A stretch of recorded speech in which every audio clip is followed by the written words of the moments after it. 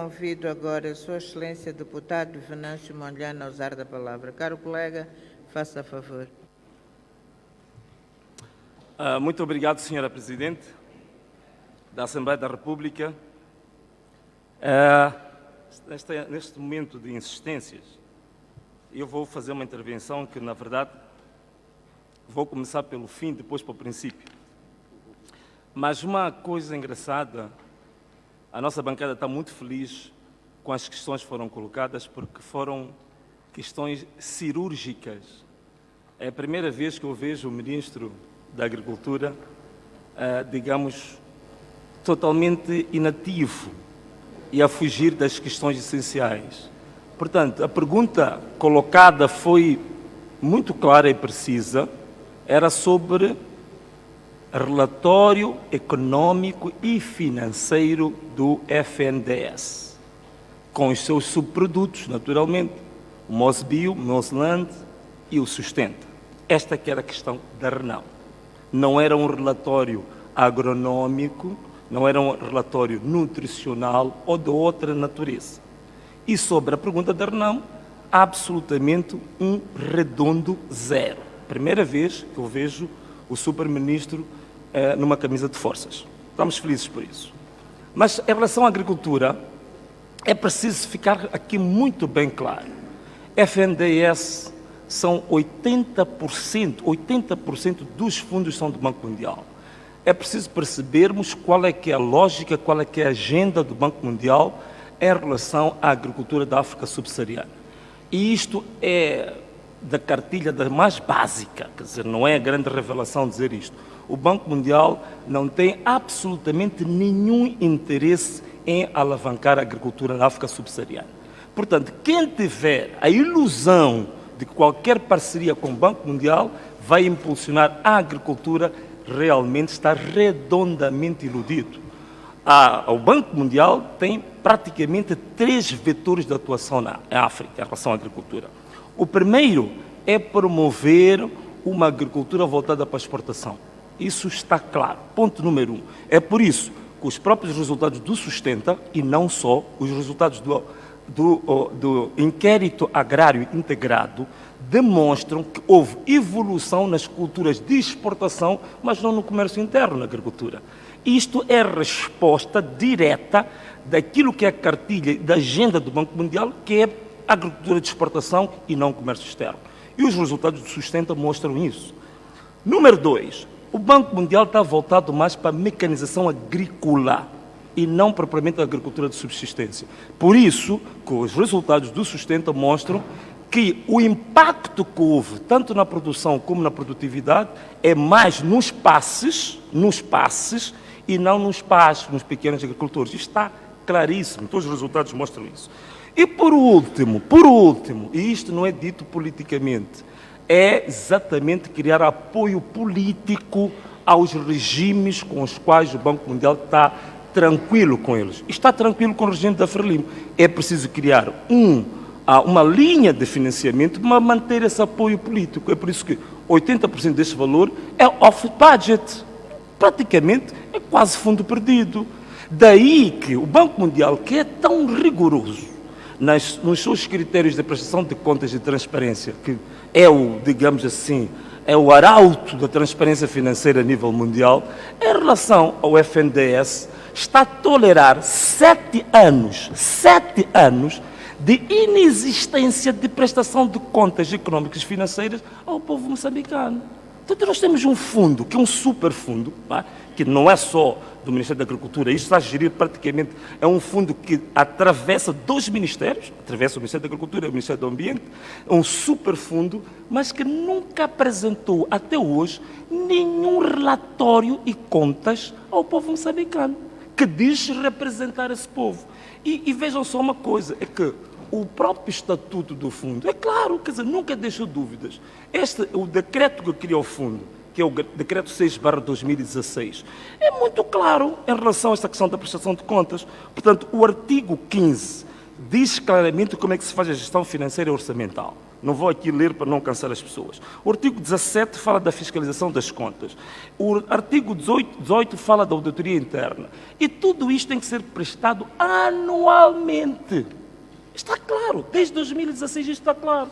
Nunca o fizeram, porque realmente há esta impunidade quase que doentia e patológica que existe neste regime.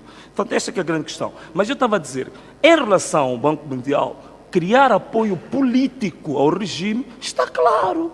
O trabalho, e até aqui vou citar para não dizerem que estou a inventar, uma das publicações da OMR, que é o destaque número 210, podem fixar isto, fez uma pesquisa naquilo que é o projeto da avaliação intercalar do Sustenta e descobriu uma coisa, os passes que são beneficiários dos tratores, das sementes melhoradas e do microcrédito, os passes, 100% dos passes entrevistados são membros do Partido Frelimo. Portanto, isso tudo conjuga em que os 3 vetores da atuação do Banco Mundial na África Subsaariana é justamente o que o Fundo Nacional de Desenvolvimento Sustentável está a fazer. Portanto, está a cumprir uma agenda subversiva do Banco Mundial em relação à agricultura em África, que é manter a agricultura estacionária, manter a agricultura no mínimo possível. E mais, criando isto, o apoio político, também criar aquilo com o intelectual, ainda estamos a conversar ontem, arranjou uma expressão muito boa, que é criar bases para uma crise de baixa intensidade. Portanto, esta questão é para quê? Justamente para evitar greves, para evitar levantamentos populacionais. Então, os tais passes que têm influência na população vão tendo esses fundos praticamente a custo zero, a fundo perdido, e vão criando baixa intensidade política e social. Portanto, queria deixar muito bem claro para toda a gente qual é o objetivo, qual é a agenda do Banco Mundial. Portanto, quando se vem falar do Banco Mundial, do jeito que se fala, é preciso saber que, na verdade, é cumprimento de uma agenda que visa a manutenção do subdesenvolvimento. Portanto, o Fundo Nacional de Desenvolvimento Sustentável é essa cartilha. Da mesma forma, é a mesma cartilha que nós temos no Banco Central. O Banco Central, o governador Zandamela, é o satélite do FMI. E todas as medidas que ele vai tomando é justamente a manutenção do subdesenvolvimento do país. É por isso que você tem reservas obrigatórias no Banco Central, 25% de reservas obrigatórias. Quer dizer, secar a liquidez no mercado, para quê? Para aumentar a taxa de juros, 30% de taxa de juros. O que é isto? Como é que um Banco Central está falido? Como é que fala um Banco Central? Portanto, tudo isto é um jogo, todo ele bem encadeado para a médio e longo prazo, arrastar e manter o país justamente no mesmo ciclo de pobreza, para não sair disso. Agora, em relação à questão central que nós colocamos, relativamente à prestação de contas, é realmente grave. Quer dizer, nós estamos a falar de mais ou menos cerca de 350 milhões de dólares. Né? A primeira fase do Sustenta, que era em 2 províncias de Nampula e Zambésia, de 40 milhões de dólares. Depois a segunda fase, cerca de 145 mil milhões de meticais, que representa 283 milhões de dólares. Somando tudo, é mais ou menos 350, 300 milhões de dólares, que é, digamos, o orçamento previsto para este projeto. Uma das coisas que tem que ser colocada aqui é que quem não deve, não teme. E eu digo uma coisa, se todos os anos o FNDES apresenta contas ao Banco Mundial, se todos os anos há auditoria administrativa, qual é o receio e o medo, depois da Assembleia apresentar estas perguntas, de trazer os relatórios de auditoria que são apresentados ao longo destes 7 anos? Qual é o problema disto? Se eu está-se à espera de dizer que agora está num processo de auditoria internacional para a certificação das contas que vai começar em 2023, quer dizer, eu acho que nós atingimos o ponto mais alto, digamos, do ridículo em matéria de gestão pública, não é?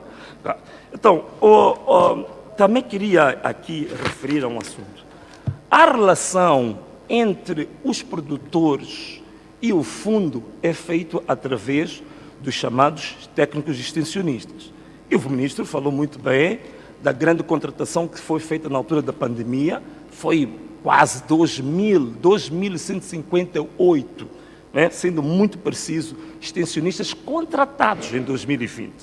E é a base de sucesso do projeto do Sustenta. Mas a questão é, como é que está a questão dos extensionistas? Isto era muito importante nós vermos. Estes extensionistas, neste momento de que tanto se fala, aquilo é um barril de pólvora que nós temos. Os extensionistas, sobretudo os contratados, a partir de 2020, a situação está realmente caótica. Primeiro, a média de salário dos extensionistas de formação média anda aí por volta de 17 mil meticais. Estes extensionistas não descontam para a Segurança Social. Estes extensionistas, a partir de janeiro deste ano, não têm combustível. Aquelas motorizadas que se falam, eles têm que abastecer as motorizadas com fundos próprios. Estes extensionistas têm cerca de 3 meses de atraso de salário. Estes extensionistas de que nós estamos a falar, quando têm acidentes com aquelas motas, não têm nenhum seguro de saúde, não têm assistência médica medicamentosa. E a minha pergunta é, como é que o Ministério está a receber relatórios diários de extensionistas que não têm condições de trabalho absolutamente nenhumas? Lógico, os relatórios são produzidos, são enviados e não correspondem exatamente ao que acontece no terreno. E esta deve ser a razão pela qual é apresentado aquele relatório sobre a nutrição, que mostra as 3 refeições para 90% da população, porque os extensionistas não fazem o trabalho, não têm condições de trabalho. Isto está provado, isto. E eles sabem muito bem disto. Portanto, o FAR, neste momento, o FAR, onde os extensionistas estão ligados à diretora-geral do FAR, até temos acompanhado screenshots, que quando eles colocam essas questões da diretora-geral do FAR, há insultos nos tais grupos do WhatsApp, são maltratados, há ameaças, quer dizer, é uma grande confusão, aquilo é uma coisa caótica. Portanto, uma coisa são estes relatórios que são nos apresentados de forma, com todo o marketing digital, parece tudo bonito, mas isto aqui é um barril de pólvora, é uma outra versão atualizada das dívidas ocultas. Quer dizer, temos 250 milhões de dólares que vão ficar como dívida do país, mas o país não conhece um único fornecedor. Qual é o problema de dizer quais são os fornecedores do FNDES? O problema é que, apresentando as contas, sabem que nós vamos descobrir qual é o clientelismo que existe no FNDES. É por isso que, por exemplo, em matéria de construção, são sempre as mesmas empresas. Em matéria de construção, Sogecoa, Grupo Visabeira, em matéria de comunicação é a Golo, em matéria de sementes é a Casa do Agricultor, e nós sabemos a quem que essas empresas estão ligadas. E as tais sementes de que falam, há um relatório que demonstra que as sementes, sobretudo em Nampula, eram sementes de baixíssima qualidade. O grau de germinação delas era abaixo de 50%. É uma desgraça isto. Então nós estamos a trazer uma dívida oculta, nós estamos a trazer o país, de novo, a ir ao precipício da dívida, e, no fundo, isto pura e simplesmente cria ineficiências no mercado. Não é possível ter um projeto como este, bem sucedido, quando o próprio Estado é ineficiente, totalmente ineficiente para isto. O setor empresarial do Estado, estamos há mais de 20 anos a pedir consolidação das contas das empresas públicas e participadas pelo Estado. Nunca apresentaram nem estão interessados. E o FNDES está na mesma linha. Portanto, a falta de transparência, nepotismo, promiscuidade, isto é que marca este fundo. Portanto, eu não sei, eu penso que depois desta apresentação, o povo moçambicano devia se calhar chorar, né? Em vez de bater palmas a este tipo de situações tristes que nós temos visto. Portanto, mas não disse, muito obrigado.